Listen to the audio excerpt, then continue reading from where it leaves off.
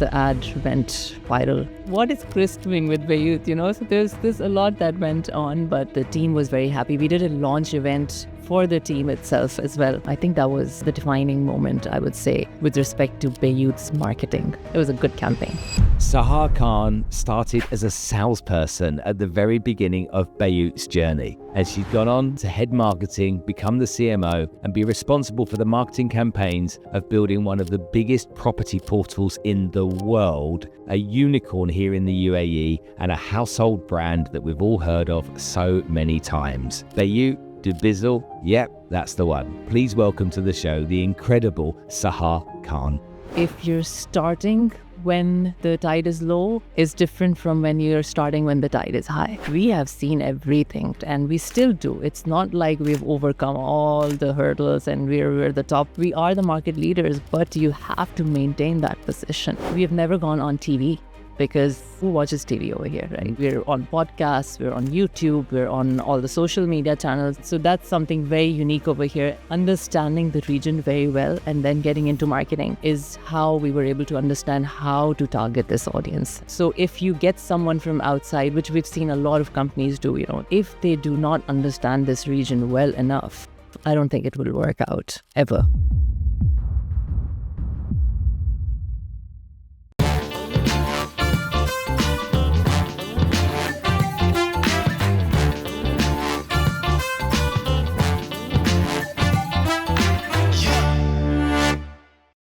Well, what a treat. I've got Sahar Khan on the show today. How are you? Very well. Thank you so much for having me. It's great to see you here. You and I go back a long way. So let's give context to everybody first. Building Bayut from the ground up, right there from the very beginning. And I think I first got exposed to you maybe, 6 or 7 years ago? Yeah. Yeah, I maybe believe it that. was before B3, right? Yeah. Yeah. So you were well on your way to building a successful company, but it must have started somewhere. And a lot of people imagine that it starts in a spare bedroom somewhere, and people don't know what really went on. But just paint the picture for us all so we can understand a little bit about this story, about this phenomenal company that's literally a brand that every single person in this country knows now, without a shadow of a doubt. And that is the brand of Bayut.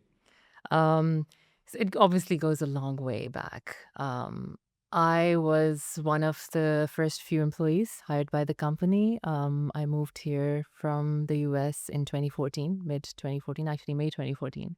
And I was hired as a salesperson. I think I believe, the 7th or 8th salesperson in the company, which was a room. It was not a room in the house, but we had rented an office space, but it was still a room.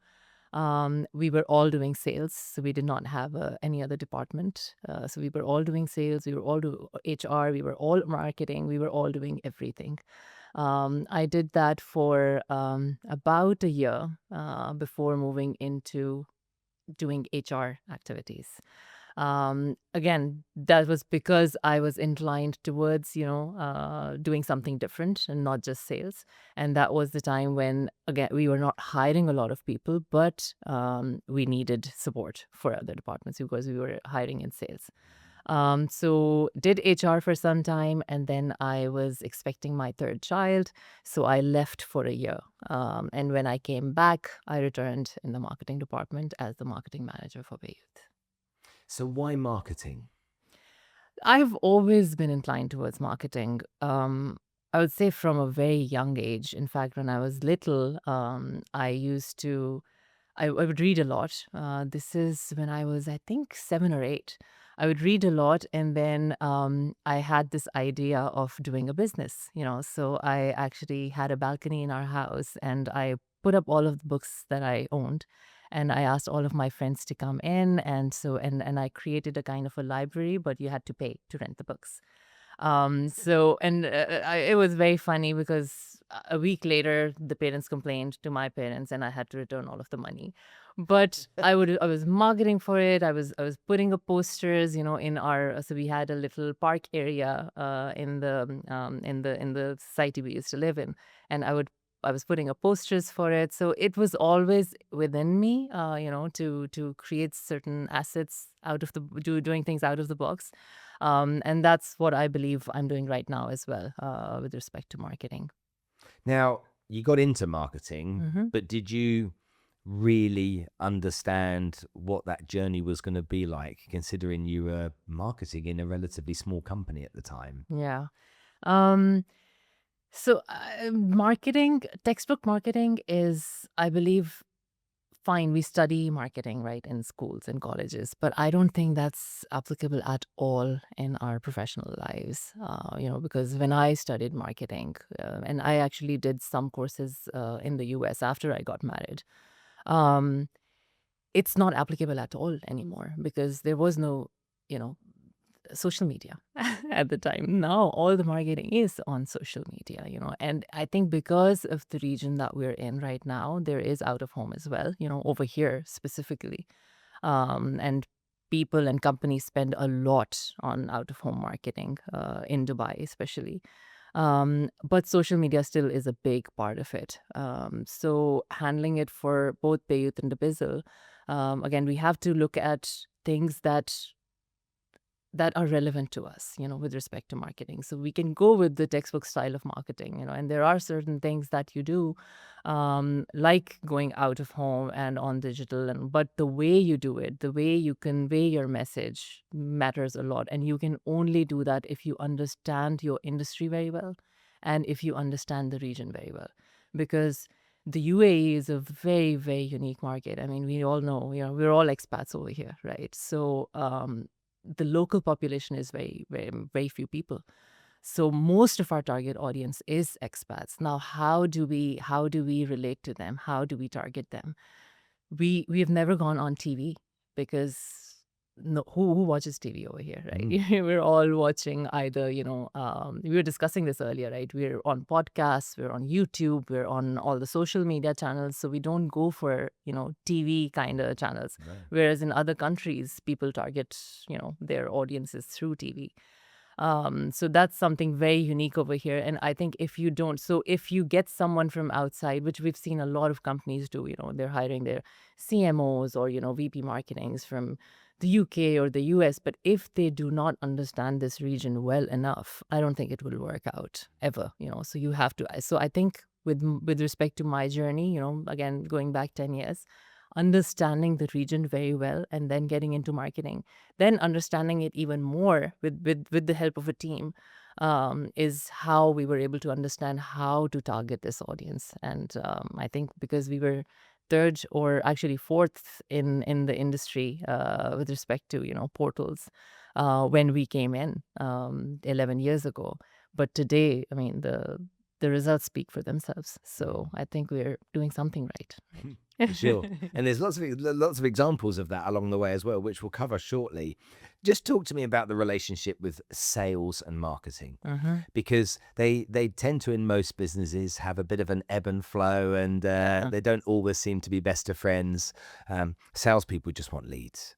Yeah. Give me leads so I can go and close some sales and earn my commission or whatever it may be. Marketing has a much different role to play.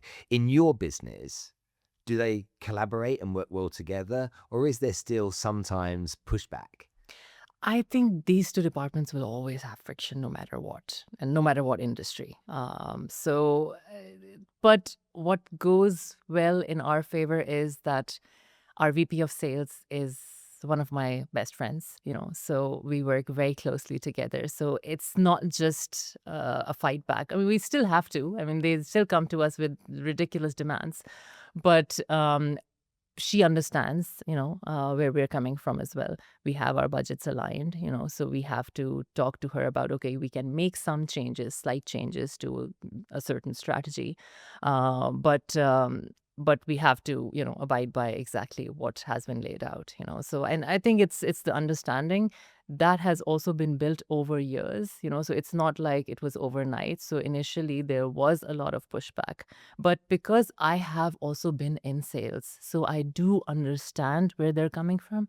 They are our spokespeople, in front of our clients. So when they come back with certain requests. We do listen to them, but what happens is they talk to one client or two clients, and then they come back with, okay, this is what everyone wants. So for things like that, we have to really see what actually is happening, out there before making any, decisions that change our strategy. When we look at Bayut on its own and we compare other markets, and maybe the US with Zillow and Hmm. Rightmove in the UK and that kind of stuff, there are two kind of main players in your space here in the UAE. You Hmm. guys are the biggest by far, but as you were growing, that wasn't necessarily clear 7 or 8 years ago. Hmm. You were kind of, there was some people that favored the red and some people that favored the green, Yeah, almost, didn't yeah. they? And so, did you, as a marketer, so purely as a marketer, did you used to benchmark anything, or did you used to feel like there was competition from a marketing point of view between what you were both doing? Because you came out with some mighty deals that you did. Hmm. Okay, yes, both parties had an event that they held every year to celebrate the success of people, and various people have been to both and they've enjoyed both of those. Sure. But then this absolute whopper of a Chris Hemsworth thing came out Yeah. when he became your brand ambassador. Hmm. And I was around at that time. Yeah. Okay. So I was kind of communicating with you far more frequently around that time. And that felt like to me that wasn't just a signal to the market, but that was a signal to anyone that dare compete with you. Yeah. That's what it felt like as an outside observer. Sure. Be honest with me. Hmm. Does any of your thinking as you go through a process like that, which I'm sure costs a blooming fortune as well Hmm. to do, Hmm. to think we need to stamp our mark on this market and make sure everybody knows that we're here and we're number one? Yeah. No, I remember that like yesterday. It was in 2019, but because I was leading that project myself, so I do remember it very, vividly. Um, and that's one of my most favorite campaigns that we've ever done, and rightly so.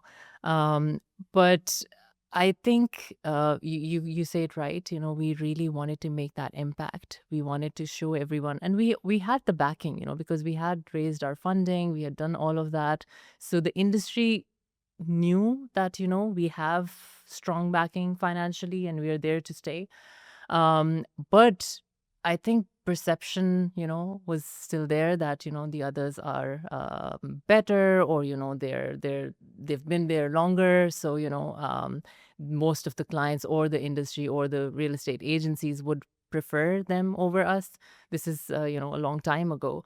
So with that campaign, I mean, I remember meeting with agencies, and I think at the time there were not even a lot of real estate developers who were using a lot of big names. Mm. So it was one of the very few. I think you would only see, I believe, one of the football players for Etisalat, for example, and so none of these real estate people had actually used anyone like that in their campaigns.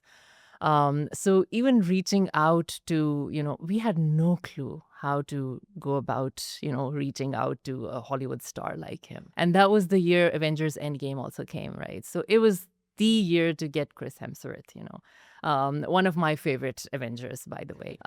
So we reached out to an agency, we spoke to them. They were also pitching for other actors, Hollywood actors and football players and all.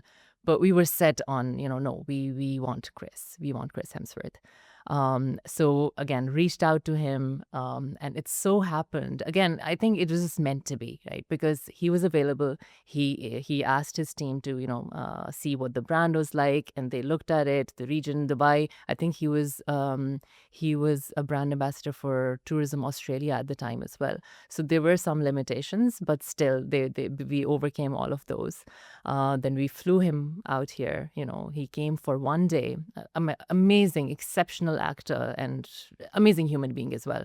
Um, we were very scared of, the kind of drama we may have to face with him, what he will be like, but he was so good. He didn't even take any breaks. He would just be like, okay, I'm going to do that. I remember that he was wearing a lighter color jacket for one of the scenes, and I spoke to the director, who was also from, he was Robert Stromberg, who had created all of the what is that called, the sets for Avatar. So Okay. Oh, wow. yeah. So he was also amazing. So I just went to him and I said, we want a darker color jacket on him. I don't know how to say it. How do you say it to someone like Chris Hemsworth? You cannot tell him, please change your jacket.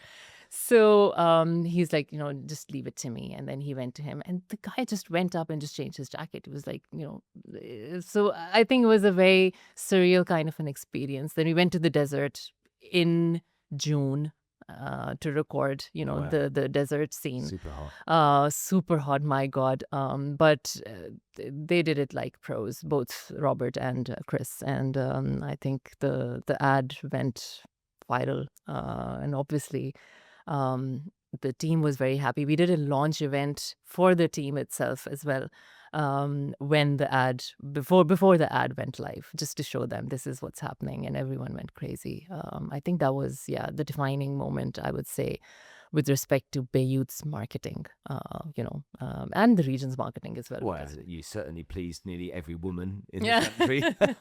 And with that hoarding as well, that was right in front of Mall of the Emirates, Yeah, yeah. right? So there was a huge hoarding, and we put his face. And actually, we faced a little bit of backlash from Chris's team as well on that hoarding, uh, because they were like, "Okay, it's a very zoomed in, image of him." They were okay about it, and there were so many things that we learned even after recording the ad, right? Because we were, as a brand, we were tagging them everywhere, right, on Instagram. But then they reached out to us. You cannot do that, because it should be regional, So the campaign was supposed to be geo-locked. So then we had to make those changes. So there was a lot that we learned during that campaign, after that campaign. But I remember people reaching out to us, asking us if that's Liam or Chris. What is Chris doing with Bayut? So there's a lot that went on, but it was a good campaign. For sure. Yeah, sure. yeah. Yeah. I mean, I remember it so clearly. It was just, I was giggling to myself because I'd got to know you guys, and so it was quite fun to me to do that. Yeah. Because I think you said to me, "We've got." I think you said someone's coming, and I don't think you told me who it was. Because I was asking you, you're like, "I can't tell you yet." Yeah, I wasn't. Yeah, I couldn't, even if I top wanted secret. to. And Yeah. I'm like, I need to know. So I was meant to. So that was a big moment from a marketing point of view, putting Bayut on the map, and obviously, people that are from the West don't understand what Bayut means. They wouldn't have known that name automatically, whereas the other one is an English name. Now, as a marketer, you must be with a team of people full of lots of creative ideas and sitting down thinking about what you can do. And essentially what you try to do is enhance your brand image and make sure that more people know who you are, what you do, and the value that you bring. Out of 10 ideas, sat around a table with your team, whiteboarding it up and all that kind of stuff and being creative, how many of them ever make it? Okay. So because we have, when the year starts, right? So before that, we sit together and we talk about how many campaigns do we want in the next year, right? So we discuss that. Then we discuss different social media strategies and how we would like to push those campaigns. Then we engage with agencies and sit with them on, different ideas. So it's a whole process that goes on, even when the year begins. We make changes even when the campaign is being produced. So there's a lot that goes on. But I would like to go back to your question of when you were, with our competition being strong as well, and then we were competing with them, and how did we make a mark as Bayut? We have never really, looked at. In fact, I kid you not, I don't follow them on social media still. I don't look at what they're doing. Look, you have to stop for a second. Okay. I know we're on a podcast. I know thousands of people are going to listen to this and hear Okay. this, but we're friends. Yeah. So just tell me the truth. I'm telling you the You're truth. telling the truth. Yeah, Okay, I okay. swear. I don't know. I don't look at what they're doing. Because, and this has been our guidance from the beginning, just focus on what you're doing and what you're supposed to do. And that's exactly, I truly feel this is why we're so successful now and today, because we have focused on exactly what needs to be done with respect to our target audiences, which is our consumers and our clients, right? So when we started off, again, there were so many different things, the regulatory issues, other issues, with respect to listings, there were fake listings. There was so much going on. So to try and resolve that, and we would be receiving messages from so many different people basically accusing us that you're putting fake listings, your agents are bad. So they didn't know any better that it's not us, it's the agencies that are putting those listings on them. But we did look at, okay, this kind of feedback is coming in, and it is a problem, even as we are also consumers at some point in our lives, right? We're looking for properties, and we would face the same I thing. would remember, there'd be Yeah, the same house advertised by 10 different real estate brokers exactly. and with 10 different prices. Yeah, yeah. And you'd be like, well, what one is it? Yeah. And I've lived on the Palm since 2008. I know nearly every house on the Palm. Yeah, I've yeah. walked the streets 1,000 times. This is my neighborhood. Yeah, And so exactly. I used to get frustrated by it as well. So I really understand what you mean. But then again, you have to look at, because they always say content is king, right? Which is true, because you have the more content you have, the more audience you'll get, the more traffic you'll get. So we wanted to change that, and how we started was, again, going back, I think this is 9 years ago, we started building our blog. We started educating people on the different areas. We started building the area guides, the building guides, everything there was to, educate people on, so that they don't solely rely on listings. They can learn about the areas that they want to move to, and then move into, looking for properties. And that is the time. I know we launched True Check at B3 2019, but the whole process started way before that, of course, right? And that's when, and again, I think I have to give all the credit to our product and tech guys, because they came up with the product with True Check and how to make it absolutely foolproof, and in the beginning, I remember we received a lot of backlash from the industry, the agency. They didn't want to do that, so agents were hesitant on, why do I have to do this? Landlords were hesitant. They wouldn't give agents their different forms, or, there was a lot of issues. But then eventually, with the, following all of this again and again and again, just hammering it in people's heads, with marketing, you have to True Check, look for True Check listings. And again, it was different from your other verified stuff, because we were making agents go to the property and True Check it from that particular property, right? If they didn't do that, they didn't get the True Check badge, and the reward they got was that their ranking, the listing would rank higher. Right. So that made a huge difference. And now True Check is like, I think, the go-to verification It's check. Yeah. proof of how good it is. Yeah. Is that Yeah. it's Yeah. just what's the done thing, isn't it? Exactly. Yeah. Because it solved the availability issue, right? Because a listing would be valid, but whether it was available or not was the problem, right? So True Check solved that for consumers. And then you come up with other ideas. I always wonder how these ideas come about, the true broker and the different things. It's like, who on earth thought of that? So to teach me, okay, conceptually, where does something like that start from? How do you then test whether that's going to be a good idea? Okay. And how many of those do you discard before you find one that's right? Take me on a schooling journey. Okay. So there's a lot that goes on. Even right now, I remember. So so we have our tech guys and product guys. They have this term they use. It's called the icebox. So they keep a lot of the ideas in the icebox. Sometimes even the requests that we send go probably in there, because we have to wait a long time for it to materialize. So even right now, they have a lot of things that they want to do, but obviously just a bunch of them are the ones that actually materialize and, come into being. And like I said, I have to give credit to our, director of product marketing, as well as obviously the whole team that he has, and our CEO. So Haider, actually, because of his background, right? Because he himself is a tech guy. He has done engineering, and he likes to work on products himself. So I think that's where he he completely, dedicates all of his time to all of this product, making, and, how to conceptualize and whether to do it or not. Why we do certain things is because of, again, the feedback that we receive from clients and our consumers, and we've always try and listen to our consumers a lot more, right? And obviously the clients are very important, and we do listen to them. Agents come to us, they give us their feedback. When we launched True Check and the Bayut Pro app, now we don't even use Bayut Pro, like it's been changed. But even at the time, we invited a few agencies with their top agents, and they came in, they did the beta version, they did the testing, and then they gave us feedback right there. So there's a lot that goes on, but it's basically our CEO who leads the teams, and they all come up with all of these different kinds of products that you see out there on the platform. So that wasn't one of your ideas then? True Broker? Yeah. No. I cannot take credit for that. No. I was hoping you would.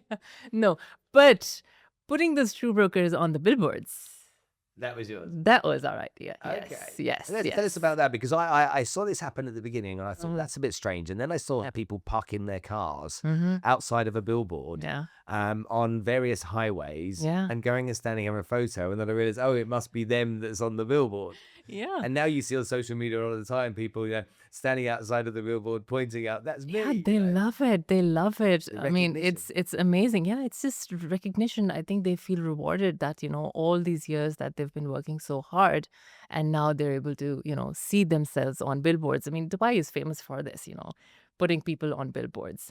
But I think that's what I was referring to earlier on as well, that textbook marketing is one thing. And then when you do it, in the field, when you understand your market, your industry, then you're able to come up with these kind of ideas, right?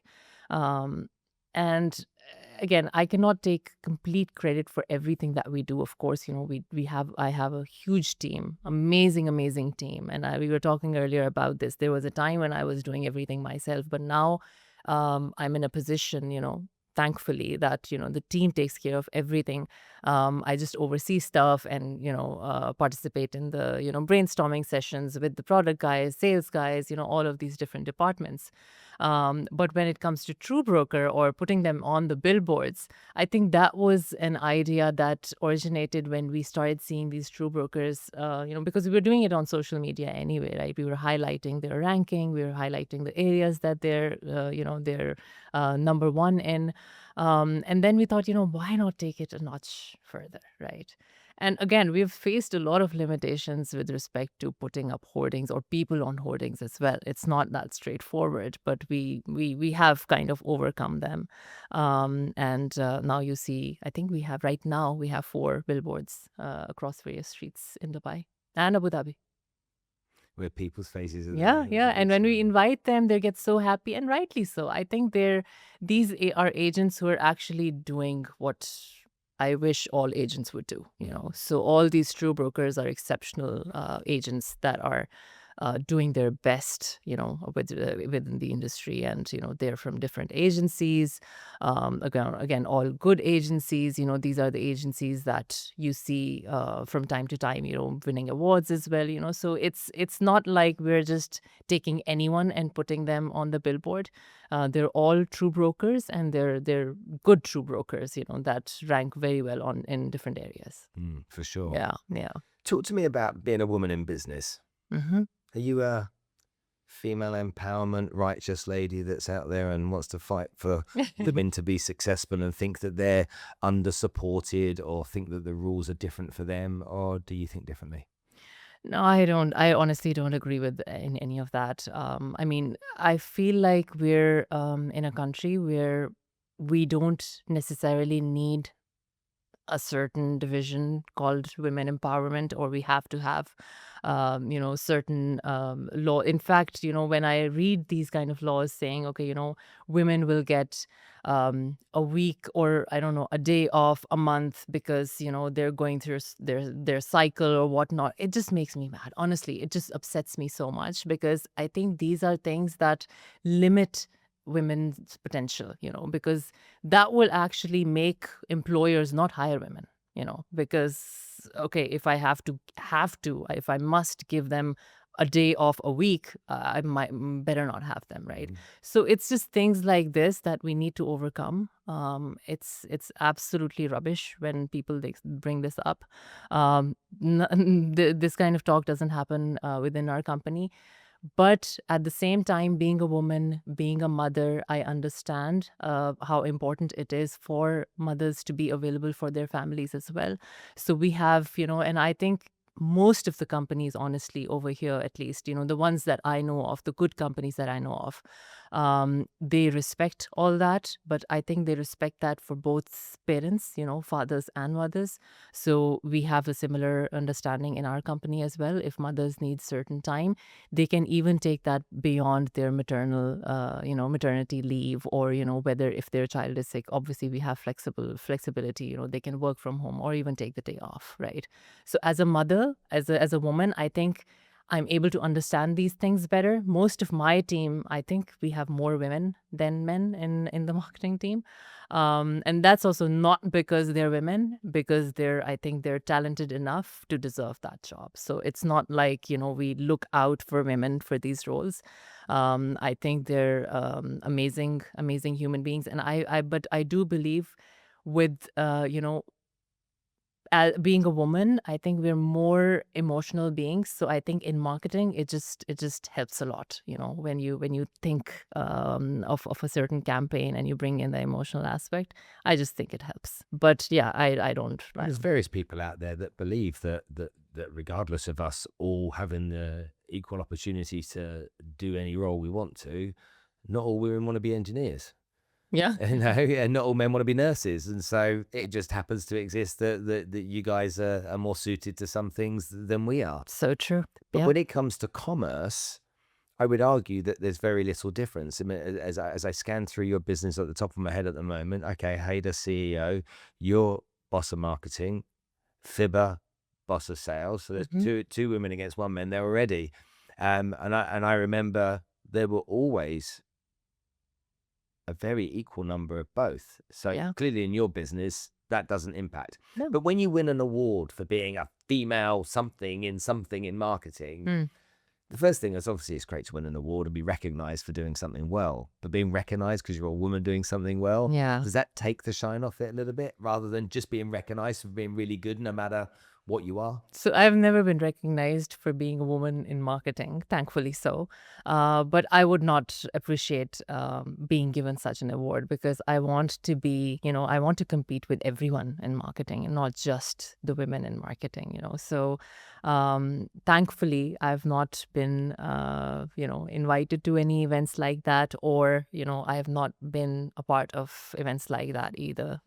Even in our company, like you also said, Fiba and I are in this role because we've been with the company from the beginning. I think Fiba was hired even before I was. So in sales, and I think you've met her. She's exceptional. She's just amazing. Even our HR head, she's also, she's Suzanne. She's also, obviously. But, I think ever since she was hired, I think our people's department has also become just absolutely amazing, So there's so much that goes on. Even in our engineering teams and all, we have so many incredible women that, take care of our product and tech as well. Yeah, Yeah, understood. yeah.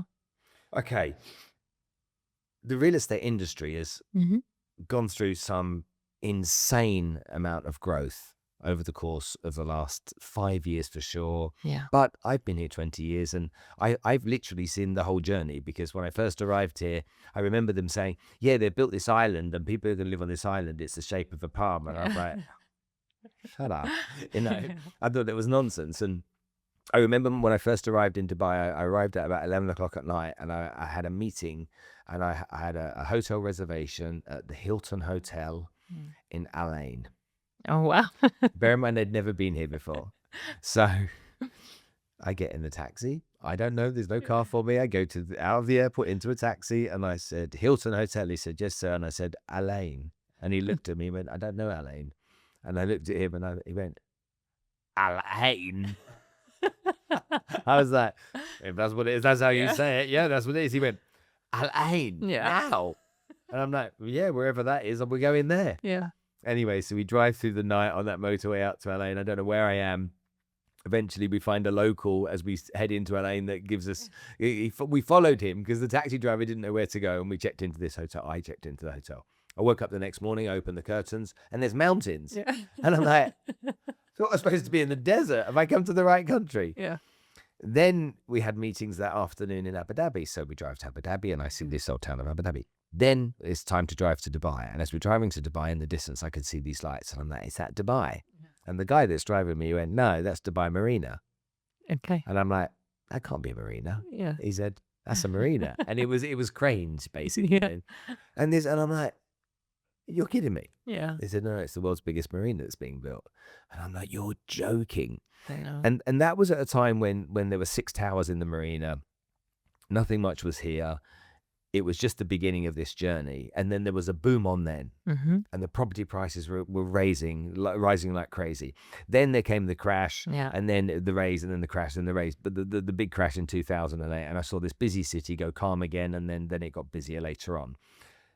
But since COVID, Mm-hmm. and it's been documented and talked about a million times how the UAE was much better at dealing with COVID than lots of other countries. Yeah. But since COVID, we've seen this incredible rise Mm-hmm. in people wanting to live here. Real estate brokers, even bad ones, have become very successful. Mm-hmm. Even average ones, property developers galore, everyone's become successful. We'll keep Dibizzle to one side predominantly because Bayut is more the property side of it. What part of Dubai's journey and its success do you put down to your success? Would you have made it no matter what because of how successful the market's been? Okay, folks, let's talk about real estate. Now, a recent partnership that we've just established on the podcast is with AYS Developers. Luxury properties with high-end finishes from people that really understand the subject. Often in Dubai, you'll find stuff that is maybe substandard. With AYS Developers, you're not going to see that. You're going to see fantastic properties that you can buy, you can invest in, you can make your home on Dubai Islands and other places too. So go visit aysdevelopers.ae and check them out. I promise you it'll be worth the trip. I think we would have because, we did the right things at the right time. But I believe, the way Dubai has been growing or the UAE has been growing, it has had some effect, to all the businesses that exist over here, whether it's in a real estate agency or a portal, 100%. Because, even globally, investors look at this region. It's not like just the local, aspect of it. So people want to invest over here. So as the country is rising, all businesses and the industry is rising as well. So, I mean, we would certainly not completely take credit for our success. Just it was us and that's it. Absolutely, it's Dubai and overall UAE that has been on the right trajectory all along. Stephen Bartlett says, I got into something on the wave as it was coming up, and I was smart enough to ride the wave. Does that make me lucky, or does that make me smart to get on the right wave? I think it depends, because if you're starting when the tide is low, is different from when you're starting when the tide is high, right? So we've seen lows and highs both, right? So when we're starting off, especially like I said, as the third or fourth portal in the region, we have seen everything, right? And we still do. It's not like we've overcome all the hurdles and we're the top, we're at the top. We are the market leaders, but you have to maintain that position, so, and that's what the hard part is. So once you've been there, then you cannot lose that position, and then you have to keep at it. And that's why that's why we have like close to 100 people in just our data and AI department, right? We get questioned a lot about that as well. Why do you have so many people in your BI department, right? And but this is the way the world is, moving. This is where you're supposed to be. So we certainly don't take the lessons that we've learned, from our past when we were at our low, and lightly, but we've learned from that. We've grown with that, and we continue to grow, keeping that in mind. So, it's not always going to be happy for any company, and so is ours. When Yeah. you go back to those early stages, I mean, Hyder's been on the podcast before Hmm. many years ago, and being on the podcast was really interesting to learn about the assumption that even I had with the get that one right, the success you'd had by then, and how many times he'd tried to raise money, how many times he'd tried to pitch. His brothers were involved as well, and it was like, how do we make this work? And facing the amount of rejection that was being faced on a very regular basis. Most people give up when they have that kind of rejection, but to keep going. And then I get the whole being the underdog thing, and then you've got someone to aim for. Yeah. So when you've got someone to aim for, you can rally the troops much easier. When you're then the number one and you're the market leader, then you're always looking over your shoulder to see who's catching. Yeah. And to me, it's very similar to when I was a younger guy in my early 20s. The UK was really, really good at middle distance running, and in the Olympics we would win the gold medal every time. And so we had a guy called Sebastian Coe, we had Steve Ovett and Steve Cram, and these guys would always win. Okay. They would beat the Ethiopians, they would beat the Kenyans, they would win.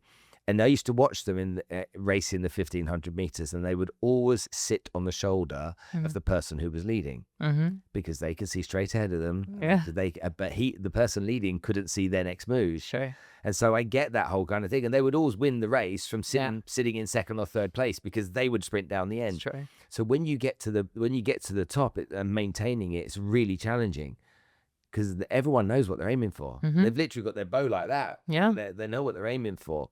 So how do you consistently be creative around what you do? Of course, there are different departments, but the bit that you're responsible for in the business, how do you come up with the next big, cool, sexy thing? How does that work? I want to really understand that, because this is, I think, what people don't understand is like, it's like, where does it come from?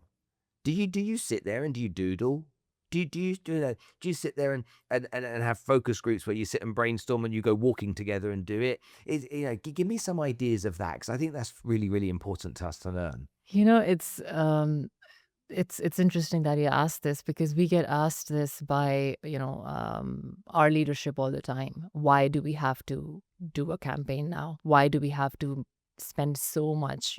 Because we spend millions in marketing, right? So why do we have to do this when the brand is already there? Whether it actually, makes a difference in our traffic numbers, whether it actually makes, especially when it comes to Bizzle, right? So we get questioned a lot about why do we have to market when everyone has the app on their phone, right? So I think, I know I've repeated this multiple times now, but textbook marketing won't help. Yeah, but I want to know where that idea, where did you sit down? I mean, back then when you were much smaller, who said, Chris? Yeah. With billboards for Drew Brokers, who said, why don't we try that? Where does that inspiration, where do those ideas come from? Is that all you? At that time, yes, it was. Okay. But now I think, like I said, we have a huge team, right? So everyone sits in, and what I admire most and what I feel we're very lucky is because all of these people, all of these individuals really give it their best, So they think of Bayut as their own, right? When they come and pitch these ideas. But I'll give you, so when we were starting off, we had to win the consumers as well, right? Because Property Finder, Dubizzle was already there, right? And they were the biggest brands, and people knew that they're there. So we went after the consumer. So we like I said, we did the blogs, we did the area guys, we did the building guys. We didn't have very large budgets for out of home, so you won't be able to find us pre, I think, 2018 out of home either, right? Because we would hardly get, some money collected for a bridge banner or two, and that's it. So we started off very humbly, in marketing. We did not have large budgets. So we focused on exactly whatever we had. Even at that time, I think it just depends on, again, I'm not tooting my own horn here, but you have to have that creative mind on how to make things with whatever you have on your table, right? I remember we had two content writers, copywriters. We did not have a design team. We didn't have anyone. Okay, this is when I started off in marketing. What we did was, so I was there. I think Noor was there, and these two guys. So what we did was, okay, we want to scrap our blog. We don't like it. We have to build it and completely start afresh. I gave them a task. I said, we have to build area guides. Okay, now we don't have a team. We don't have videographers. We don't have, photographers who will go and take the pictures. You all go out, you pick an area, and that's your area. Okay, now you go and do whatever you can, make videos, sell that area to me. Okay, so we all went out, we had our areas, and those were, I still have them, the initial blogs that those guys wrote and the videos that they made and the pictures that they took. Those are still one of my most favorite pieces, right? So we didn't limit ourselves just because we did not have certain people in our teams or certain different teams in our teams, in our department. So that's how we started, and we've never limited. Even we have thought of so many different things. We even at one time thought of, okay, let's make a magazine, right? Let's just print my Bayut magazine for Bayut. But obviously, I mean, I think that's a crazy idea, and we didn't go through with it, thankfully. But there's so many things that you think of, but then you do not do it. Now we have a huge budget that we can get. We do get for marketing. We allocate it in different ways. Earlier on, we were not able to, do all of that. So it just depends on what the need of the hour is. And now I think we're more focused on our clients, agents most of all, because I think we've already won the consumer. So if you look at our traffic numbers, they're great. Talk to me about the comparison between digital and live events. Okay, you put some wonderful live events on. I've been part of them, so I know from many years back. And are you able to measure in the same? I mean, digital is very easy to measure, obviously, because you've got all of the data and analytics behind it. But a live event, are you able to measure from a marketing point of view the impact that those events have? And which do you prefer being involved with, and which do you think works the best? So I think digital, there's no question about it, right? You get your leads, your traffic, everything, and that's why, and that's how you can actually maintain your marketing leadership, that, you have all of these numbers with you.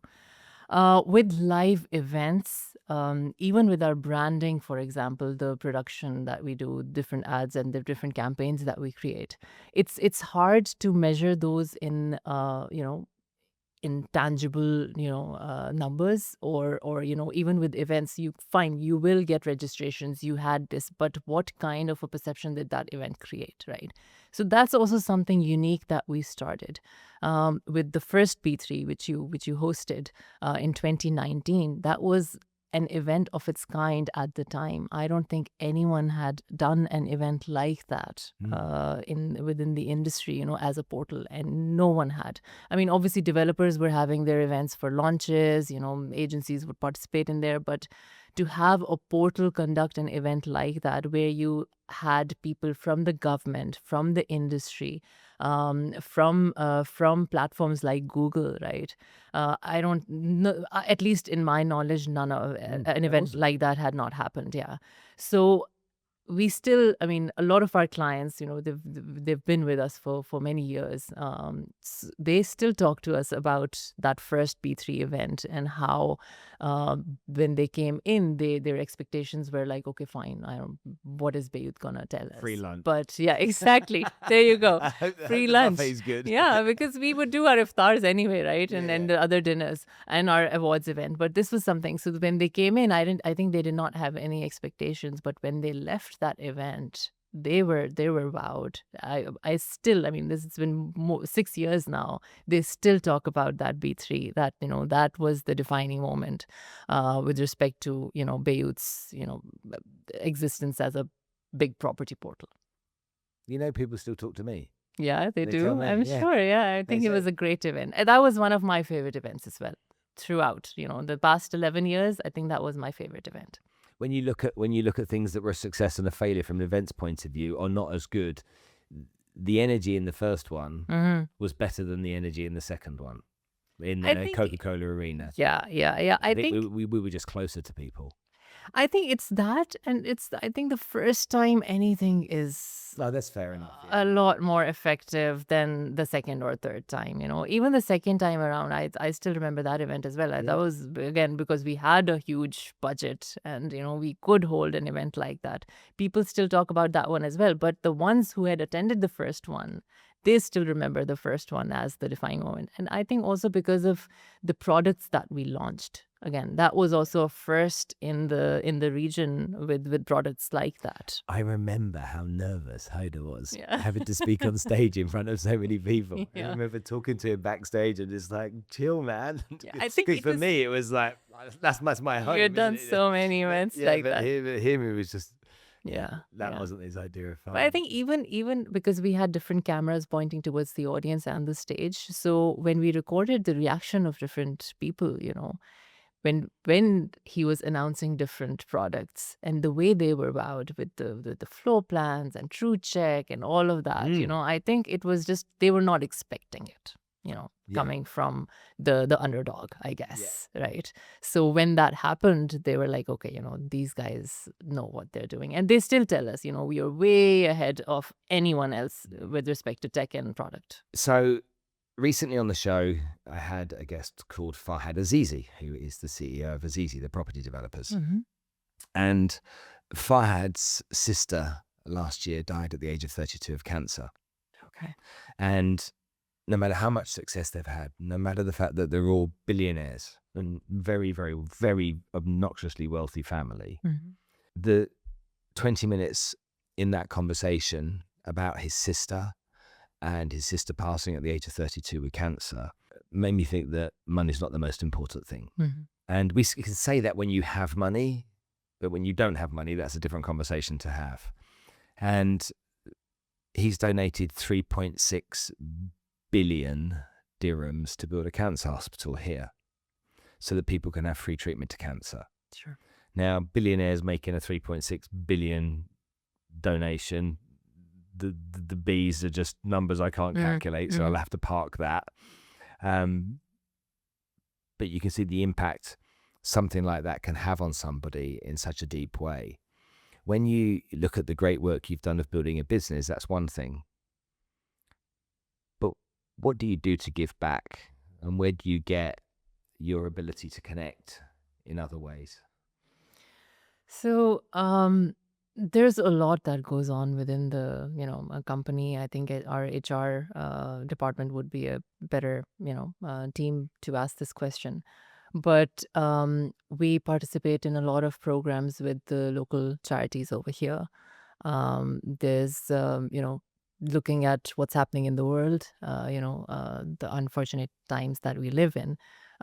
We have contributed in whatever way we could with respect to the relief packages and different things that again happen over here in the UAE. So I think giving back in monetary ways is easy. I think it's basically the time that you can dedicate, and in our belief system, that's something that goes a longer way than just donating with money. So your time is very important.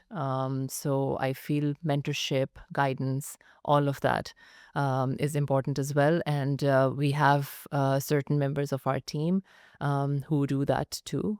So we go within obviously the country. We have mentorship programs where we contribute with respect to manpower. So we do send people who can dedicate their time to universities. I think FIBA has also been to a few programs. where she has attended university, events where students were able to, grasp what happens in sales and, with respect to our company as well with Tabizzle and Bayut. So I think there's a lot that goes on that I may not even know about. Can I talk about you? Me personally? Yeah. Okay. The reason I want to talk about you is that I think you and I have got some similar values, Mhm. some things that matter to us, and have experienced some pain and suffering over the course of the last few years because of some of the things that have gone on in the world. Mhm.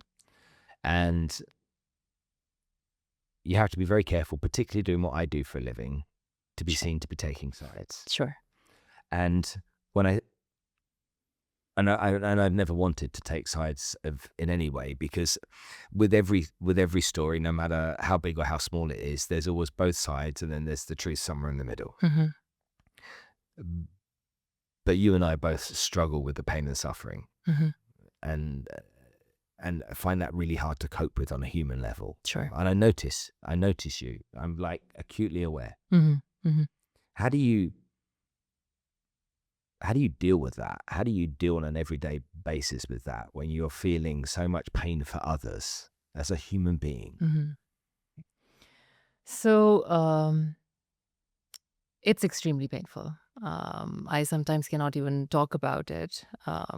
It's because, again, like, I think I have, as a person, I feel like I have very strong principles that I don't compromise on at all.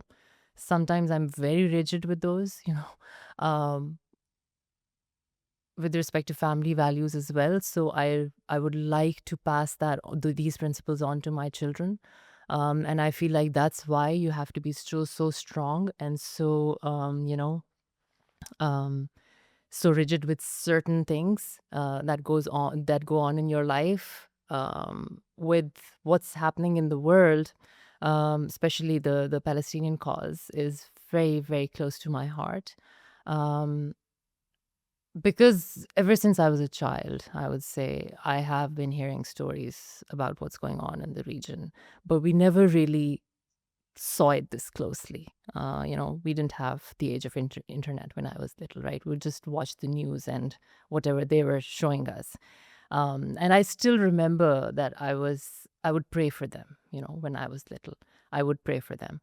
But now I feel like, so I am a pretty spiritual person, and I feel like God puts you in a certain position for a reason.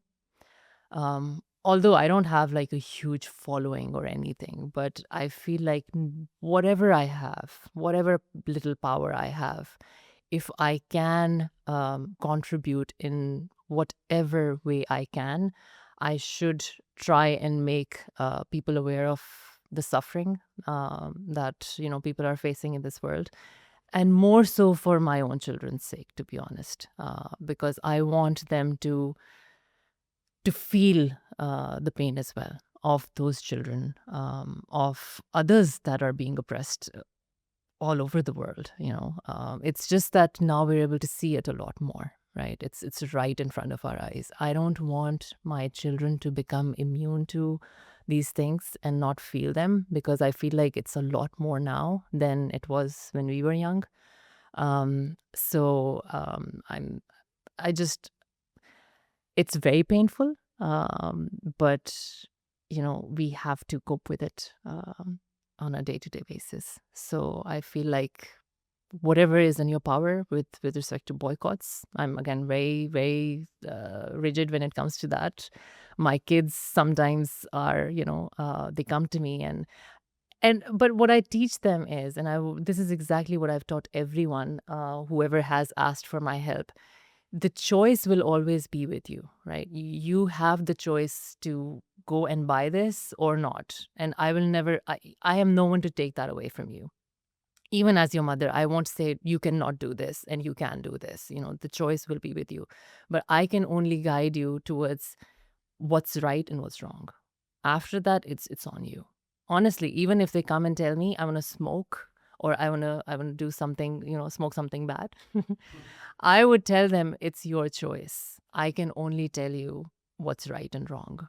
And so far, that's worked out really well. Alhamdulillah. I mean, it's my daughter. She shares everything with me. I have two sons. So they're also hopefully, doing the right things. But I think you cannot, because when I was raised in a manner where it was like a yes or a no, and that's it. Why did you decide, or did you not have a choice? You, as much as you don't maybe want to admit it, you're becoming a public figure. You're in a very senior role in one of the fastest growing companies, regardless of the industry in this city.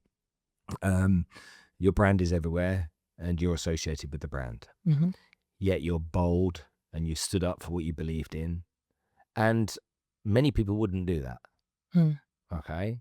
Did you face any pushback because of it? Or was it, whether you push back or not, it is what it is and it's going to happen? That's exactly what my stance has always been. I have been, and it's not just this cause. I have also been very vocal about what's happening in my own country as well. And I've been pretty open with my political views too. And I have been questioned and asked to stop by not any, I wouldn't say regulatory authorities, but by my own family members, right? But now they've seen that I'm not going to stop, and this is something that's, like I said, I cannot compromise on my principles. This is who I am, and this is who I am going to be in future. I cannot change my views or silence myself from the fear of, what may happen, right? Or what can happen to, I mean, I'm willing to leave a lot of things if someone asks me to stop doing this. So I think that's just very personal. And I don't think anyone has any right to stop anyone from doing what they want to do. I think that word you might want to use is integrity. Yeah. And it's one of my favorite things about you. Thank you so much. Genuinely, that you stand up for what you believe in, and it doesn't matter what the consequences are, because you can't tolerate what's happening. Yeah. I've been in situations over the course of the last few years with this podcast where I've been told, if you publish this, that's the end of the deal. Mm. And it's really difficult, because you put your heart and soul into whatever it is that you do, and you have people that have opposing views, opinions, belief systems that I find deeply troubling. Yeah. Okay. I don't mind that you're different. I don't mind that you oppose me. I really don't. I don't mind that we disagree. For goodness sake, how naive am I to think everyone would agree? But allow me to be me. Yeah, absolutely. You know, Absolutely. don't make me bad for being me. Yeah, agreed. Yeah. And that's what I'm saying, whether it's a 10-year-old or a 20-year-old or someone, a 40-year-old, everyone has their own existence, and they want to do what they want to do. As long as you're on the right track, obviously we have our responsibilities when it comes to our children. We have to guide them.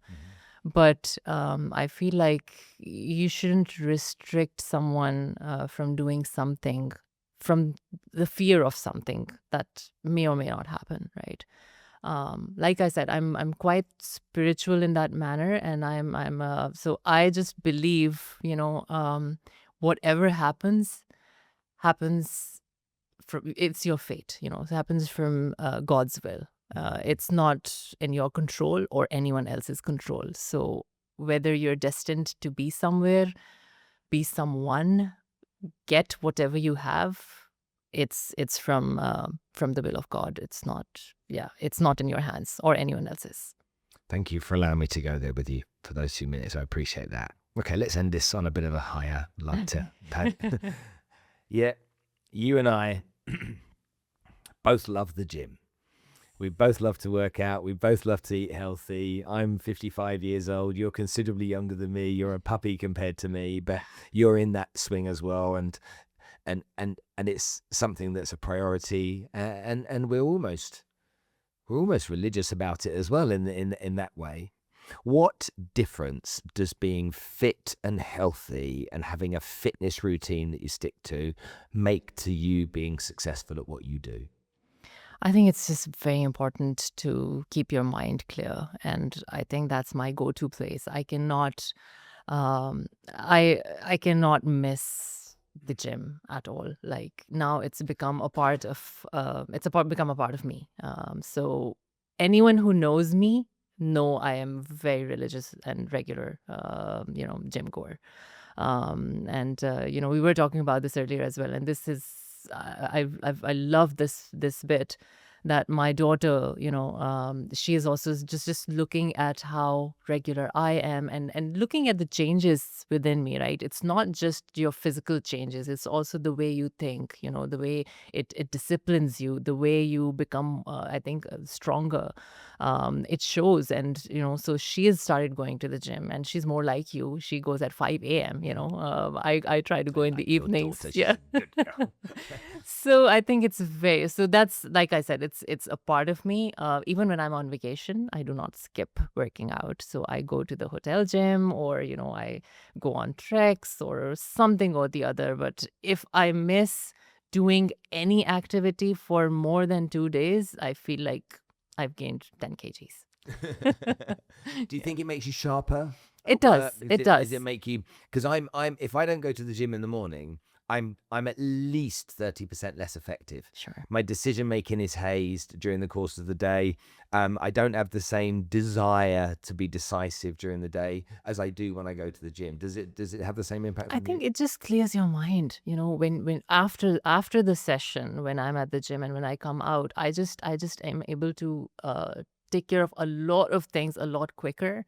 Like you also said, but without that, it's just, you just become a bit lazy, right? Throughout the day. If you do not do that, you're just like, okay, let me just sit on the sofa, it's fine. I won't go out, today. And so it's just, I don't know. I just feel like it makes you lazy. And I've seen people who do not do that, and I keep pushing them. Please just do it for at least, that's what they say. If you do it something for 40 days, it becomes, a part of you. But it's hard to make people, convince people into doing what you're doing. But I think I cannot, definitely not live without the gym, and it certainly makes, me more I sharper. post on social media regularly. Yeah. Come and join me for free. Yeah. Train with me. My trainer's here. You're very welcome to join us. Come and join us. And so many people. Yeah. When do you do it? What days do you do it? What days do you do it? Every No, day. but honestly, I admire you so much for those posts, because I see them every single day. You literally, when you're going to the gym, I Yeah. think you record yourself then, Yeah, and every I'm day, like, same. my God, the persistence. It's amazing. I really, I'm sure you must have, inspired a lot of people to start going to the gym because of the, your consistent posting about it, and then you also post sometimes of you yourself working out, right? So I think that's great. That's great. You do a great job with People think that's the same video every day. I'm like, no, I have to, because I can't put the time on it unless I record it every day. Every day I get in the car. Yeah. Yeah. Okay, last couple of questions before we Okay. finish. Okay. If today was day one, with all you know now, Mhm. all you've learned, okay, but you've now got no money and you've got to start again, and you're building Bayut 2.0 or Dubizzle 2.0. Okay. This new one is gone. Okay, you're starting. Okay. What would be the first few things that you would do from a marketing perspective, knowing everything you know, but you've got no money this time, Okay. to try and get that business off the ground? Am I still 30, or am I at the same age I am right now? Well, you can be 30, but you know everything. You've got the wisdom. Okay. Okay. I think I'll be You less. are 30, aren't you? No, no. But I think I'll be less emotional about the different things that I would do, because if 10 years ago I was a very different person. I was very emotional. I would just get very anxious with respect to any campaign. Even with the Chris Hemsworth campaign, for example, when it was going live, I was just like Nervous wreck. very, very nervous. Yeah. What were the implications going? Because it was, again, we didn't have a huge, I mean, we did have a budget, but not like what we have right now. So it was a big gamble and risk that we took with that campaign, but I think it paid off really well. So I would be less emotional. I think over the years, I would also, because I've always looked at the way things are progressing. I think there's a time and a place for it. So I wouldn't haste into getting somewhere, because initially it was like, okay, I want to become that in a year or two. But now, I mean, obviously, I am in a much senior position. But I think if I knew what I know now, I wouldn't go after those things, like those titles, or look at, okay, how can I get there, but be more focused on exactly what the need for the business is. Okay.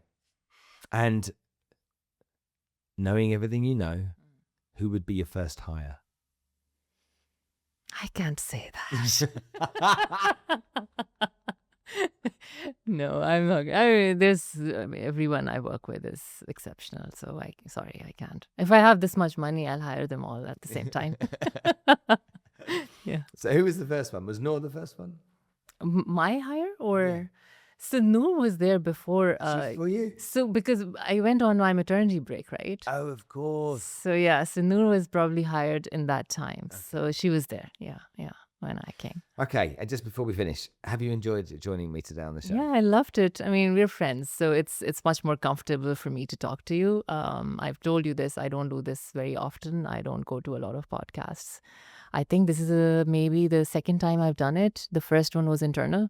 But I enjoyed it a lot. Thank you so much. Well, you are a really, really good example of someone and a business and a brand that literally was made in Dubai. So Sahar, thank you so much for coming to join us today on the show. Thank you so much for having me, Spencer. Thank you.